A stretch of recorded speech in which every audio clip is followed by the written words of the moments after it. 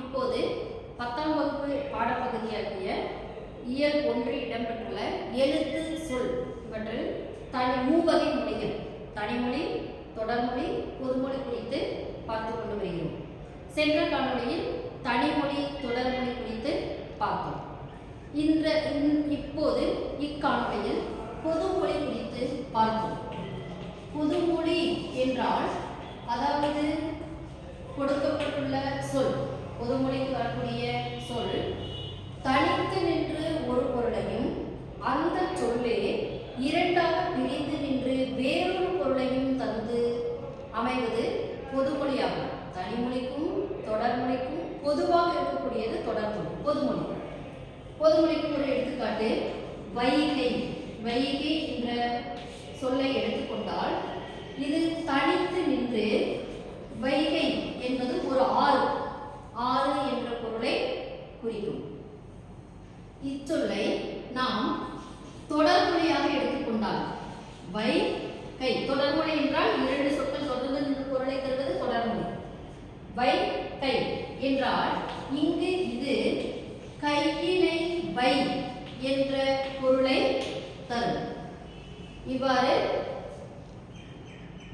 ஒரு சொல் தனித்து நின்று ஒரு பொருளையும் அந்த சொல்லே பிரிந்து நின்று வேறு ஒரு பொருளையும் தந்து தனிமொழிக்கும் தொடர்மொழிக்கும் பொதுவாக அமைவது பொதுமொழியாகும். இதற்கு வேறு ஒரு உதாரணம் என்றால் பாருங்கள்.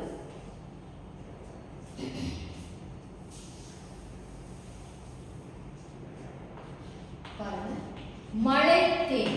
மழைத்தேன் என்ற வார்த்தையை எடுத்துக்கொள்வோம். அதாவது நான் பெரிய இமயமலைக்கு சென்றேன், இமயமலையின் உயரத்தை கண்டு மழைத்தேன். மழைத்தேன் என்றால் இது வியந்தேன் என்ற பொருளை தரும். மலைத்து போய்விட்டான் என கூறுவோம். வியந்தேன் அதாவது வியத்தல், வியத்தல், வியந்தேன் அல்லது வியத்தல் என்ற ஒரு பொருளை தருகிறது.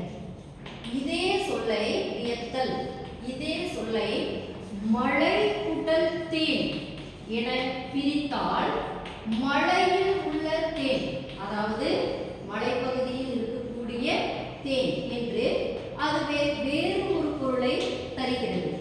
இவ்வாறு தனி மொழிக்கும் தொடர் மொழிக்கும் மழை கூட்டல் தேன் இரண்டு சொற்களாக பிரிந்து நின்று இது தொடர்மொழிக்கு பொதுவாக தொடர்மொழிக்கு வருகிறது. தனியாக நின்று ஒரு பொருளையும் அதுவே தொடர்மொழியாக நின்று வேறு ஒரு பொருளையும் தருவதால் இதை பொதுமொழிக்கு ஒரு உதாரணமாக எடுத்துக்கொள்ளலாம். இதே வரிசையில் சுவைத்தேன் என்ற வார்த்தையை எடுத்துக்கொள்ளலாம். சுவைத்தேன் என்றால் நான் அதை உண்டேன் என, நான் அதை உண்டேன், சுவைத்தேன் எனவும் பொருள் கொள்ளலாம். சுவை கூட்டல் தேன் என பிரித்து சுவையை உடைய தேன், நல்ல சுவையை உடைய தேன் என தொடர்மொழிக்கும் அதை பொதுவாக கொள்ளலாம். அடுத்த ஒரு எடுத்துக்காட்டாக பார்த்தால் பலகை. பலகை என்பது மரப்பலகையை குறிக்கும். பலகை என்ற சொல் தனித்து நின்று மரப்பலகையை குறிக்கும். அதுவே பல கூட்டல் கை என பிரிந்து நின்று பல கைகள், நிறைய கைகள் என்ற வேறு ஒரு பொருளை தரும். அப்போது அது தொடர்மொழியாகிறது. இதே வரிசையில் இன்னொன்று அந்தமான். பாருங்கள், அந்தமான். அந்தமான் என்பது தனித்து நின்று, அதாவது அந்தமான் என்ற ஒரு சொல் ஒரு தீவை குறிக்கும், தனித்து நின்று. இதே சொல்லை அந்த கூட்டல் மான் என தொடர்ந்து நின்று, இரண்டு சொற்களாக தொடர்ந்து நின்று அந்த மான், அதாவது அங்கு இருக்கும் மான் என்ற பொருளில் தொடர்மொழியாகவும் வரும். அங்கு இருக்கும் மான், அதாவது கொடுக்கப்பட்டுள்ள ஒரு சொல்லை நாம் தனித்து வைத்து ஒரு பொருளாக, ஒரு பொருளை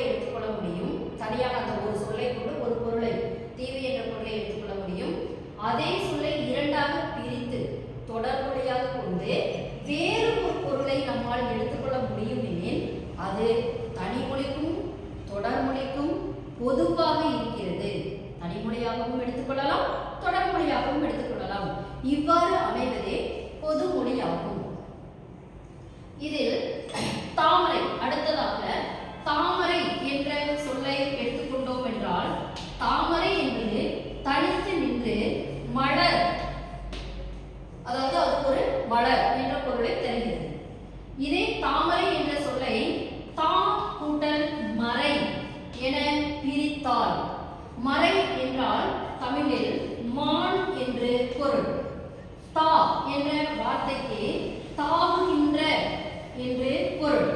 தாவுகின்ற மான் என இரண்டு சொற்கள் தொடர்ந்து நின்று தொடர்மொழியாக அமைகிறது.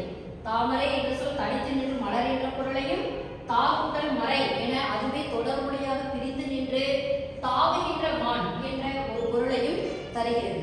இவ்வாறு தனிமொழிக்கும் தொடர்மொழிக்கும் பொதுவாய் அமையும் இந்த தாமரை என்பது பொதுமொழியாகும் என நாம் எடுத்துக்கொள்ளலாம்.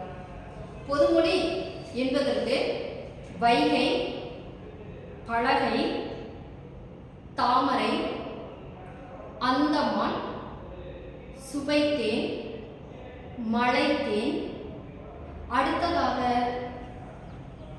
அதாவது வேங்கை. வேங்கை என்பது பொதுமொழியாகும். வேங்கை என்பது எவ்வாறு பொதுமொழியாகும் என பார்த்தோமானால் பாருங்கள்.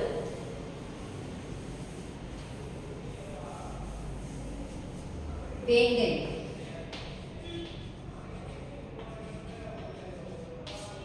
வேங்கை என்பது தனித்து நின்று வேங்கை மரம் வேங்கை மரம் என ஒரு மரம் உள்ளது. மரம் என்ற பொருளையும் அதுவே வேங்கை என்ற சொல்லை பிரித்து வேவு கூட்டல் கை என பிரித்து எழுதினால் வேகின்ற கை, அதாவது வேகின்ற கை எனவும், அல்லது கூரை வேகின்ற கை, வேகின்ற கை, எரிகின்ற கை அல்லது கூரை வேகின்ற கை எனவும் இதற்கு நாம் பொருளை எடுத்துக்கொள்ள முடியும்.